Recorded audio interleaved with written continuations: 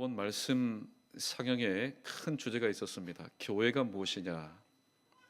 교회가 무엇인지에 대해서 알면은 하나님을 알 수밖에 없습니다. 그러나 하나님을 알 때 바르게 알아야 되겠다. 또 하나님을 바르게 아는 사람은 예수님을 믿을 수밖에 없습니다.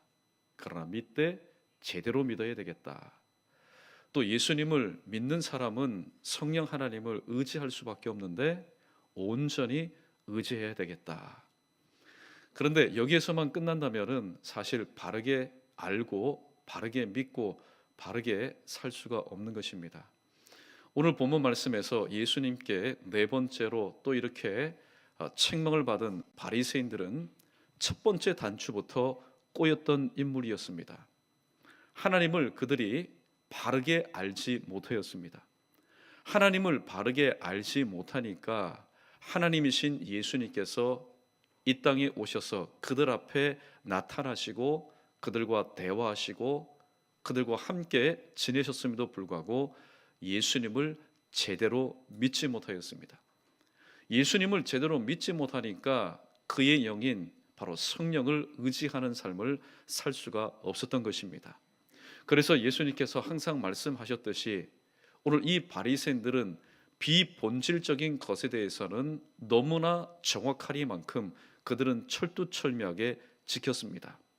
이 모든 모습을 바라보면서 유대 사람들은 나 어떻게 저 바리새인과 서기관들처럼 살겠느냐, 이 비본질의 목숨을 걸었던 그 사람들의 속내는 알지 못한 채 유대 사람들은 그들을 존중하며 존경하며 나도 저렇게 살았으면 좋겠다, 그런 삶을 살았습니다.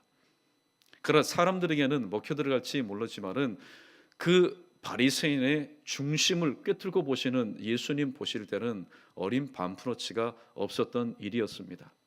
예수님께서 이 땅에 오시기 전까지는 그들이 성전을 중심으로 산에 들인 공예를 중심으로 울고 모았습니다. 제탕, 삼탕, 사탕. 백성들은 제탕하고 삼탕하고 사탕하는 것, 약 효과가 있다. 그래서 이 바리새인들의 그 가르침에 그들은 따르는 삶을 살았습니다.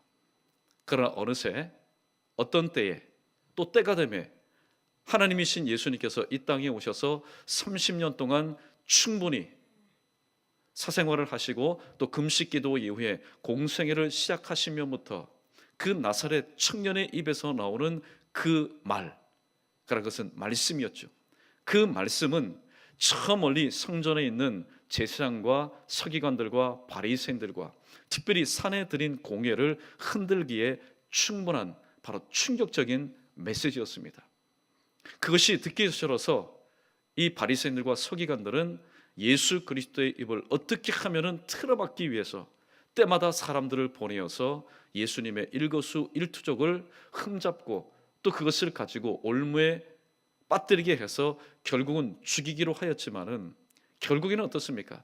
계속해서 예수님과 논쟁하고 또 예수님께 질문하고 여러 모양으로 그들이 생각할 때는 이제 이 코너에 몰게 되면은 아무리 나사렛 예수라 할지라도 빠져나올 수가 없을 것이다.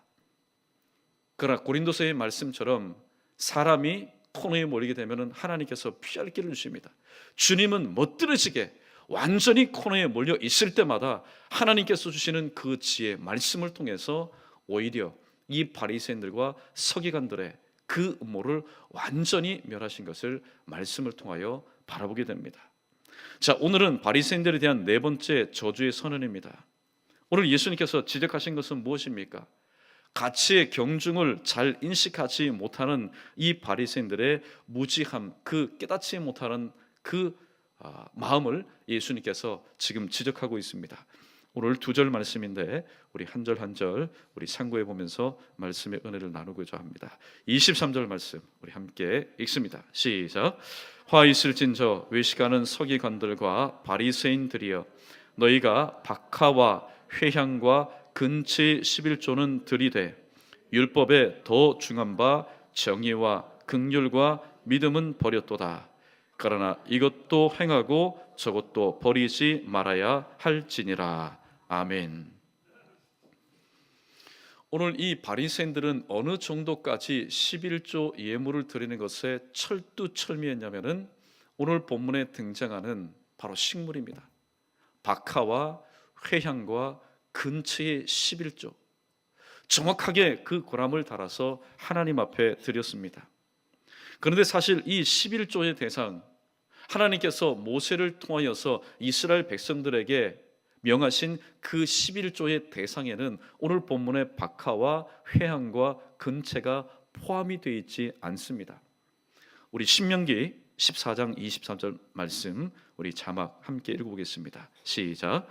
내 하나님 여호와 앞 곧 여호와께서 그의 이름을 두시려고 택하신 곳에서 내 곡식과 포도주와 기름의 11조를 먹으며 또 내 소와 양의 을 먹고 내 하나님 여호와 경외하기를 항상 배울 것이니라. 아멘. 이 원래 교과서에 보면은 이 11조의 대상이 내 곡식과 그리고 내 포도주와 기름의 11조를 드리라.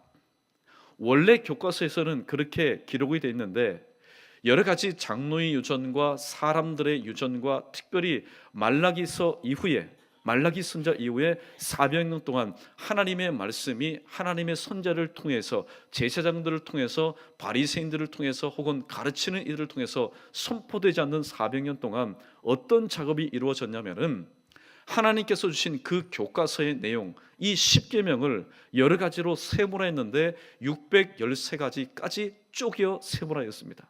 그때 아마 포함된 것이 박하와 회향과 근처의 11조라는 바로 내용입니다. 자, 오늘 여기 본문에 보면은 분명히 하나님께서 명하신 것은 곡식과 포도주와 기름의 11조를 드리라, 먹으라, 그렇게 말씀했는데 오늘 이 바리새인들은 이것을 지나치게 세분화시켰습니다. 땅의 모든 소산까지 적용을 하였습니다. 그것이 바로 박하와 회향과 근처입니다.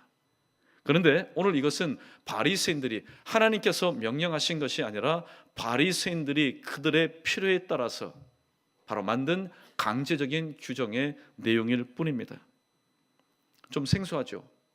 박하라는 게 뭡니까? 박하라는 것은 유월절 때 이스라엘 백성들이 나올 때에 먹었던 음식이 있습니다. 그 쓴나물을 양념하는 것을 의미합니다. 또 회향과 근채는 미나리과에 속한 식물로 주로 향재료로서 사용되었던 것이 회향과 바로 근채였습니다. 바리새인들은 이런 11조를 드리는데 열심을 내었습니다. 그러면은 이 바리새인들이 이러한 11조를 드리는데 정확하게 또 열심을 내었던 그 성경적인 구절이 어디 있을까요? 누가복음 18장 12절 말씀 우리 읽어보겠습니다. 시작.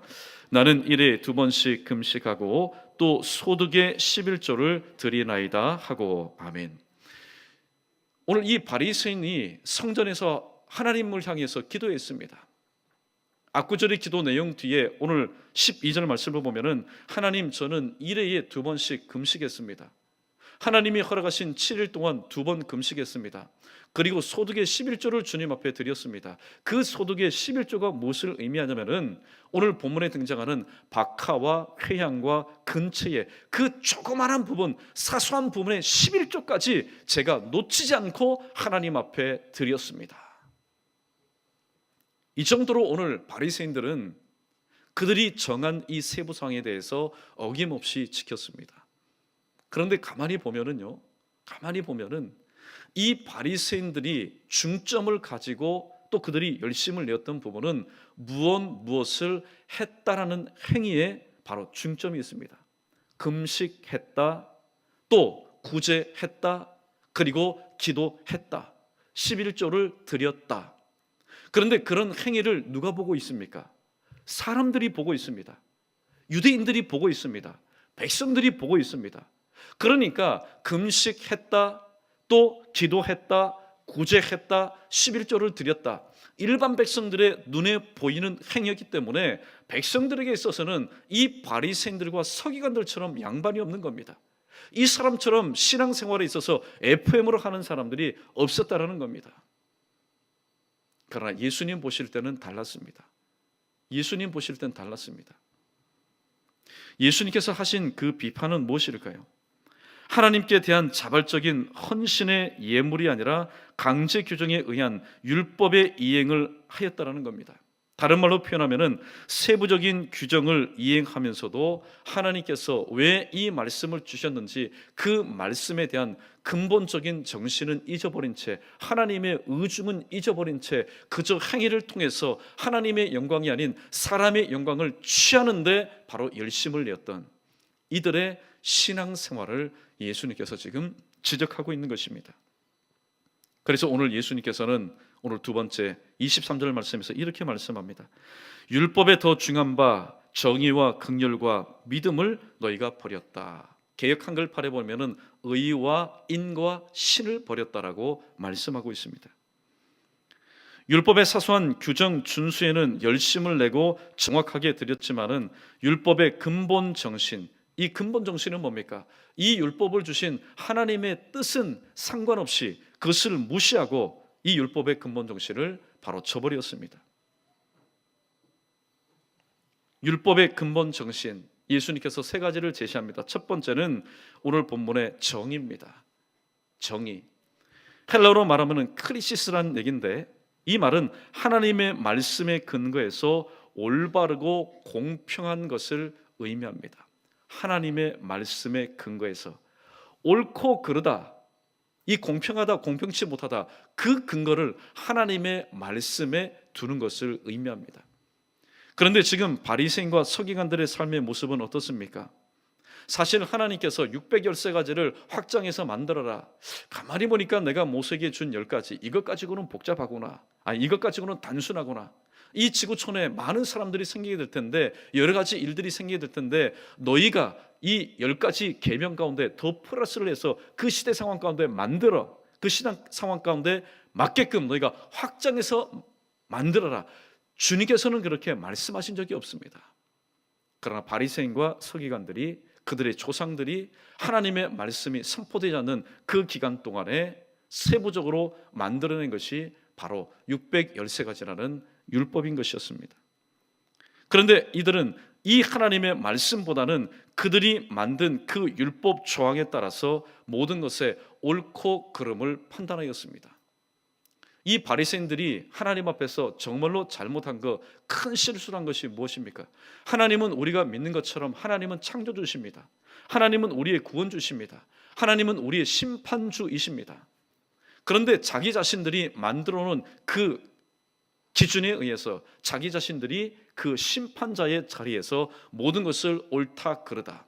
그리고 백성들은 무지하기 때문에 이 바리새인과 스승들이 이것은 옳다 하면 그것이 옳은 줄로 아는 겁니다. 또 그것이 잘못되었다 하면 잘못된 줄로 알았습니다. 예수님을 죽일 때도 어땠습니까? 바리새인과 서기관들과 종교 지도자들이 예수님을 신성모독죄로 몰아갈 때에 무지하였던 이스라엘 백성들도 함께 호응을 했던 것입니다. 정확하게 5일 전에 예수님께서 입성하실 때에 호산나 호산나 다윗의 자손으로 오시는 이여, 호산나가 무엇입니까? 세이브미, 우리를 구원해 주십시오. 당신만이 우리의 구원주이십니다. 그렇게 외쳤던 이 이스라엘 백성들. 그러나 지도자들이 잘못 가르치고 잘못 분위기를 이끄니 이제 예수 그리스도를 십자가에 못 박아라. 십자가에 못 박아라. 이것이 하나님 편에서 정의를 실현하는 일이라고 그들이 생각했던 것입니다.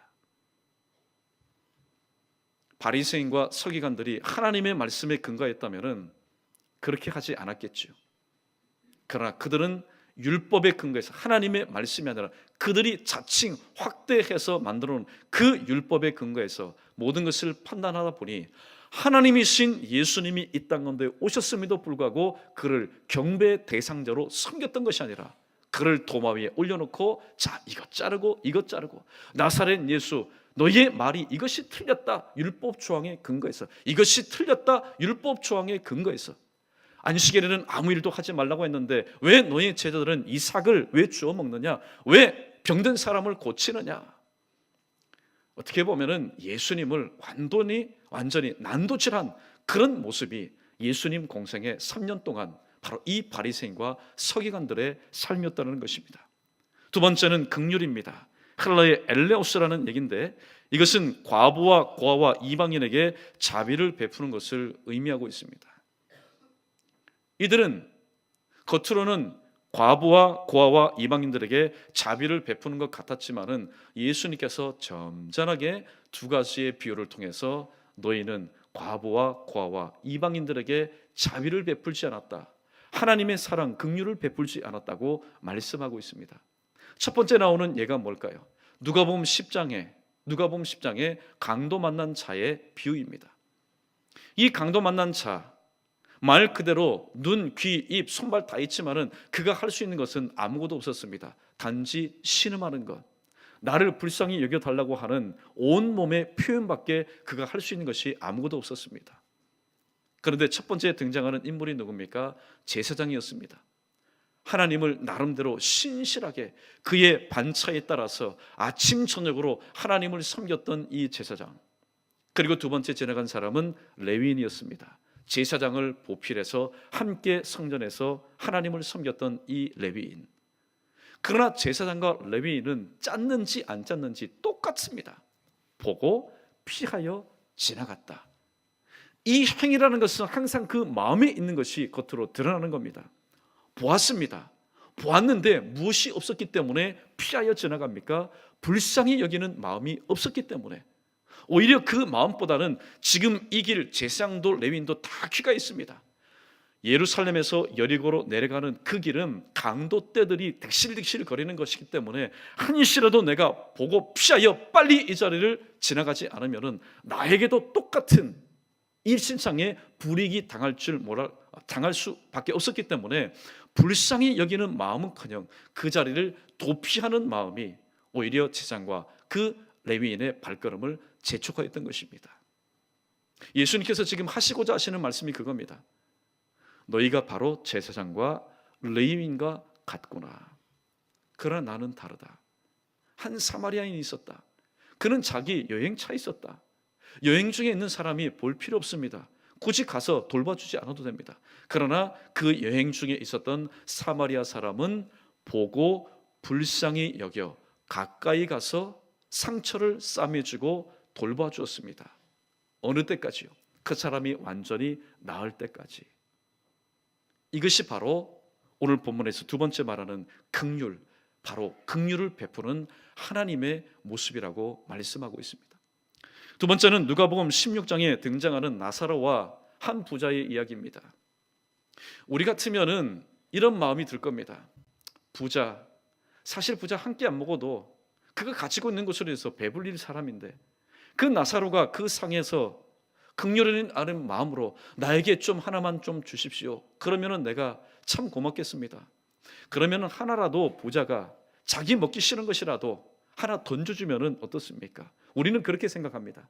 하나 던져주면은 이 나사로에게는 그것이 큰 긍휼을 입는 것인데 성경을 보십시오.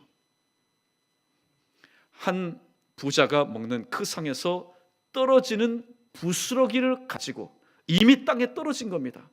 땅에 떨어진 그 부스러기를 가지고 나사로가 먹었다.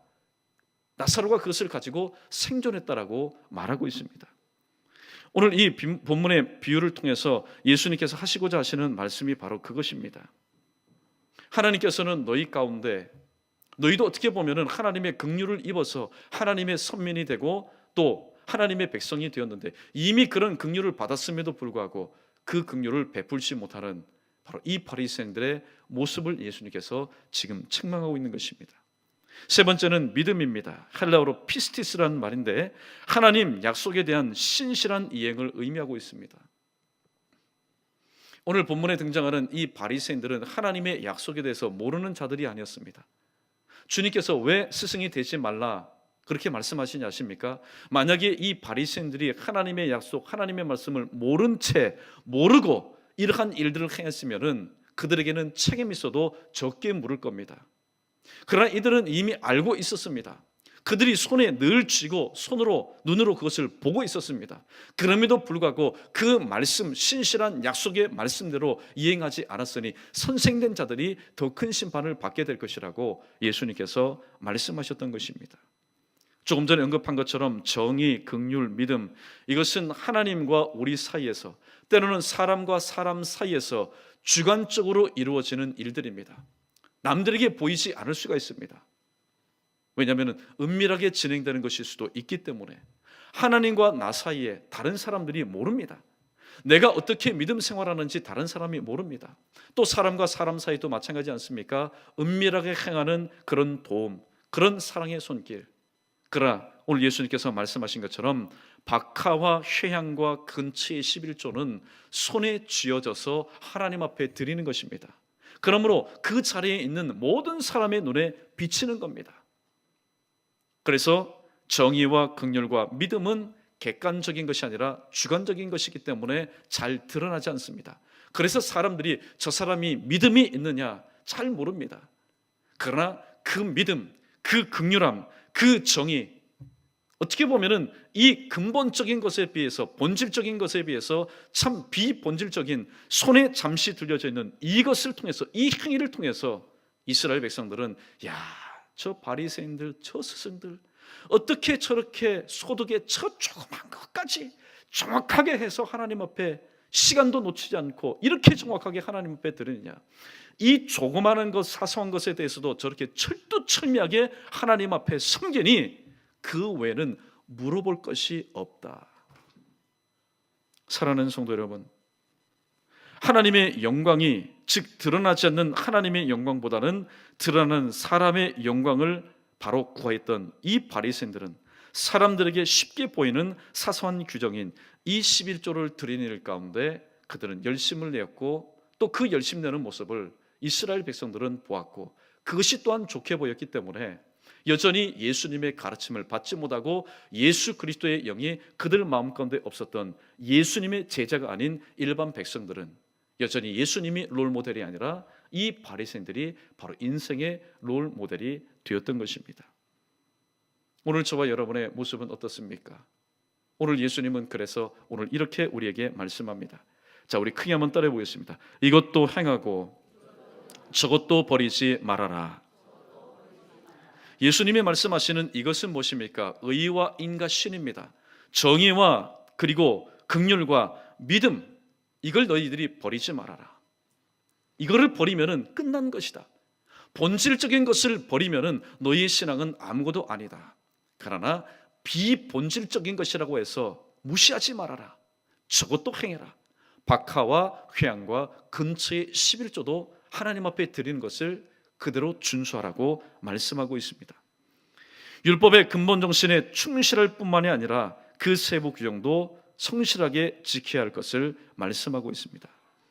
특별히 바리새인들은 이런 11조를 드리면은 열심히 의무를 준수하면서도 조금 전에 두 가지 제시한 것처럼 강도 만난 사람, 긍휼이 필요한 사람에게 긍휼을 베풀지 못하였고, 또 나사로에게는 빵 부스러기 하나도 던져주지 못하는 그런 삶을 예수님께서 지적하셨던 것입니다. 그렇다면 이 바리새인들에게 있어서 회복되어야 될 부분이 무엇입니까? 또 어쩌면은 바리새인적인 삶을 사는 우리의 삶 가운데서 회복되어야 될 부분이 무엇입니까? 오늘 호세아서 6장 6절 말씀 자막 우리 크게 읽어보겠습니다. 시작. 나는 인애를 원하고 제사를 원하지 아니하며 번제보다 하나님을 아는 것을 원하노라. 아멘. 이것은 그 당시 이스라엘 백성들에게만 해당되는 것이 아니라 예수님께서 이 땅에 오실 때까지 예수 그리스도를 믿는 이 땅의 하나님 자녀에게 모두 다 해당되는 말씀입니다. 하나님은 제사법을 이스라엘 백성들에게 친히 제정하셔서 이렇게 나를 제사해라, 이렇게 나를 섬겨라 말씀하셨습니다.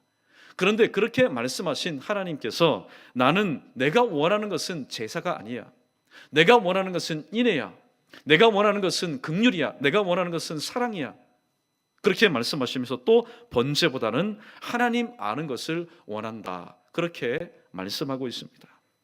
사랑하는 성도 여러분, 하나님을 아는 것은 무엇을 의미할까요? 우리가 하나님에 대해서 안다, 첫 번째는 하나님을 믿는 것을 의미합니다. 하나님을 안다고 하면서 하나님을 믿지 않는 건 말이 되겠습니까? 하나님을 또한 믿는다는 것은 무엇을 의미합니까? 하나님을 사랑한다는 것을 의미합니다.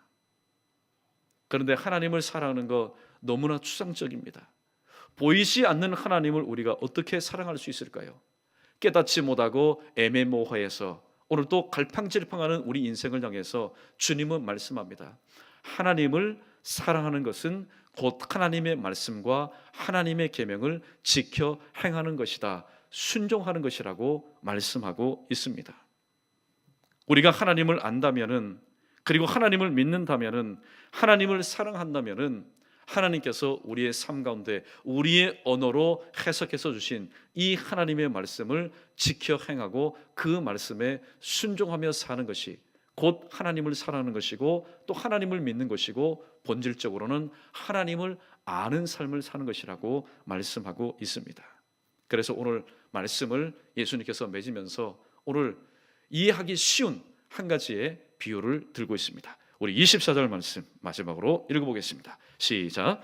맹인된 인도자여 하루살이는 걸러내고 낙타는 삼키는 도다. 아멘. 오늘 예수님께서 하신 이 말씀에 유대 풍습이 하나 있습니다. 사실 유대 풍습이 아니라 우리나라에도 그런 습관이 있죠. 특별히 이제 된장을 이렇게 뜨거나 할 때 보면은 그것 가운데 날파리들이나 아니면은 하루살이, 좋지 못한 것들이 그 아래에 이렇게 빠져 있습니다. 그런데 사람들이 그것을 보고 그냥 뜨지는 않습니다. 항상 보면은 망을 가지고 채를 가지고 그것을 걸러냅니다. 걸러내는 이유는 무엇일까요? 음식을 만드는데 그것이 불필요한 것일 뿐만이 아니라 음식에 해를 주는 요소이기 때문에 오늘 보는 사람은 그것을 다 떠냅니다. 오늘 이 유대 풍습에는 어떤 일이 있었냐면은 포도주 통에 포도주가 가득 차 있습니다. 근데 그걸 마시려고 뚜껑을 열어보니까 무엇이 둥둥둥둥 떠 있습니까? 하루살이 같은 유해한 그런 곤충들이 떠 있는 겁니다. 그래서 그것을 마시기 위해서는 반드시 그 하루살이를 걸러내는 겁니다. 걸러낼 때 대충 걸러내는 사람 없습니다. 망도요, 아주 촘촘한 것을 가지고 걸러냅니다. 왜냐하면 하루살이 같은 곤충 외에 또 눈에 보이지 않는 그런 잡다한 것들을 다 걸러내기 위해서입니다. 오늘 예수님께서는 이것을 염두에 두시고 오늘 바리새인들에게 말씀하는 겁니다. 24절을 다시 한번 읽어드립니다. 맹인된 인도자여 하루살이는 걸러내는데 대충 걸러내는 게 아닙니다. 아주 정확하게 세밀하게 완전하게 걸러내면서도 낙타는 아예 어떻게 해요? 삼켜버리는 도다. 이것이 바로 너희의 하나님의 율법의 정신은 잊어버리고 그저 사소한 것들에 목숨을 거는 너희의 왜곡된 신앙의 모습이 바로 이와 같다라고 예수님께서 말씀하고 있는 것입니다. 예수님께서 말씀하시는 것은 바로 이겁니다. 너희들이 포도주를 마실 때에 부정한 하루살이는 걸러낼 줄 알면서도 똑같이 부정한 동물인, 가장 큰 동물인 낙타는 너희들이 분별 없이 어떻게 해요? 먹어버리는구나. 레위기 11장에 보면은 특별히 이 낙타는요, 유대인들이 먹어서는 안 될 부정한 동물입니다. 하루살이도 부정한 겁니다. 그런데 그 조그만 것에 대해서는 아주 어떻게 눈을 크게 부릅뜨고 있는가 없는가 정확하게 찾아내서 다 걸러내는데 그것보다 더 큰 부정한 동물인 이 낙타는 어떻게 해요? 꿀꺽 어떻게 해요? 삼켜버린다는 겁니다. 이 말씀을 통해서 주시는 교훈이 뭡니까? 바리새인들이 사소한 정결법을 지키려고 하면서도 더 크고 중요한 계명들을 어겼다라는 것을 의미하고 있습니다. 사랑하는 성도 여러분, 지난 말씀 상행을 통해서 주제의 말씀이 뭡니까? 주제의 말씀 본질로 돌아가자라는 그런 말씀입니다. 사실 교회가 때로는 시끄럽고 어려운 일들을 당하게 되는 경우가 없지 않은 것을 보게 됩니다. 특별히 저 러시아의 제정 러시아 시대에 그 멸망의 시기 가운데 어떤 일이 일어났으면은 자, 후드 색깔을 도대체 무엇을 했으면 좋겠느냐? 빨간색으로 하자, 아니면은 녹색으로 하자, 아니면은 노란색으로 하자, 아니면은 정결하게 흰색으로 하자. 여러분, 아무리 성직자라 할지라도 목사라 할지라도 하나님의 말씀에 대한 그런 근본 정신을 잊어버리게 되면은요, 모여서 사실 목사들이 지교회를 두고 한 곳에 모인다는 것은 결코 쉬운 일은 아닙니다. 그런데 일정 기간을 두고 그 제정 러시아의 그 광대한 곳에서 모였습니다. 모여가지고 하는 일이 뭡니까? 하나님의 말씀에 대한 이단성을 규정하는 것이 아니라 자, 어떻게 하면은 이 가운색을 어떻게 하면은 정할까? 빨간색으로 하는 것이 옳을까? 흰색으로 하는 것이 아닐까? 아니면은 지금까지 사용하지 않은 다른 색을 한번 해보자. 그것을 가지고 맨날 며칠 어떻게 해요? 머리를 꿍꿍 앓고 여러분 지냅니다. 가만히 보면은 한 나라가 망할 때 보면은 사회 경제적으로 성적인 타락도 있지만은 근본적으로는 신앙의 역할을 감당하지 못할 때, 앞선 자들이 외쳐야 될 말씀을 외치지 못하고 사람들의 귀에 알맞는 말, 사람들이 듣기 좋은 말만 선포할 때에 오늘 하나님이 세우신 공동체는 반드시 무너진다는 사실입니다. 사랑하는 성도 여러분, 오늘 우리의 삶의 모습을 다시 한번 돌아보기를 원합니다. 오늘 우리 모두도 주님께서 주신 이 말씀, 바로 정의와 긍휼과 믿음, 의와 인과 신, 이 말씀을 한마디로 요약하자면 하나님 사랑하는 것과 이웃 사랑하는 것을 저버리고 오늘도 지역적인 문제를 가지고 때로는 논쟁하거나 아니면 거기에 집중해서 또 살아가고 있는 우리의 모습은 있지 않습니까? 주님이 오늘 바리새인들을 향해서 지적하신 부분이 바로 그겁니다. 너희가 본질에 대해서는 잊어버리고 무시하고 그냥 넘어가면서도 어떻게 보면은 비본질적인 것에 대해서 너희들이 이렇게 심취하고 또 그것이 마치 본질인 것처럼 그것을 행해야만이 구원을 얻는 것처럼 너희가 가르치는 거라. 예수님이 지적하신 부분이 바로 이것입니다. 오늘 저와 여러분 우리의 삶의 모습도 주님께서 보실 것입니다. 주님께서 지적하실 때 연희 교회 성도들아, 연희 교회 목사야, 너는 왜 본질적인 것에 대해서는 그렇게 무시하고 지키지 않으면서도 비본질적인 것에 대해서 목숨을 걸고 그것을 가지고 논쟁하고 그것을 가지고 그렇게 열심을 내느냐. 오늘도 주님께서 말씀하실 때에 내 양심에 따라서 내가 오늘 또 본질적인 것은 잊어버리고 비본질적인 것에 이렇게 시간을 투자하고 또 열심을 내고 내가 이것을 가르치고 있지 않은가, 또 내가 이것을 따르고 있지는 않은가. 오늘 그 정답은 저와 여러분 우리 자신만이 알고 있습니다. 하나님께서 또 성령께서 가르쳐 주실 때 맞습니다. 주님, 제가 지금 본질적인 것에 대해서, 말씀에 대해서, 하나님 사랑과 이웃 사랑에 대해서 실천하지 못하면서 그 외의 자그마한 것에 대해서 내가 집중하고 관심을 가지고 이것이 마치 하나님을 진정으로 섬기는 것처럼 생각하고 있는 것이 있다면 주님 생각나게 해주십시오. 주님 깨닫게 해주십시오. 주님 기억나게 해주십시오. 분명히 구하면은 하나님께서 보여주시고 깨닫게 해주실 것입니다. 여러분, 변화가 뭡니까? 변화는 지금 있는 모습에서 또 새로운 곳으로 나가는 것이 변화가 아닙니다. 본래에 타락하기 전에, 일그러지기 전에, 깨어지기 전에 우리의 모습으로 돌아가는 것, 즉 하나님께서 원래 세우신 모습으로 돌아가는 것이 바로 변화입니다. 하나님, 오늘도 저의 모습이 그러한 모습이 되기를 원합니다. 오늘 이러한 마음의 결단을 가지시고 또 하나님 허락하신 남은 생애 동안 주님 은혜 가운데서 본질적인 것은 우리가 잊지 말고, 그러나 하나님께서 허락하신 이 모든 신앙생활에도 다시 한번 충실히 임할 수 있는 저와 여러분 우리 모두 되기를 주님의 이름으로 간절히 축원합니다.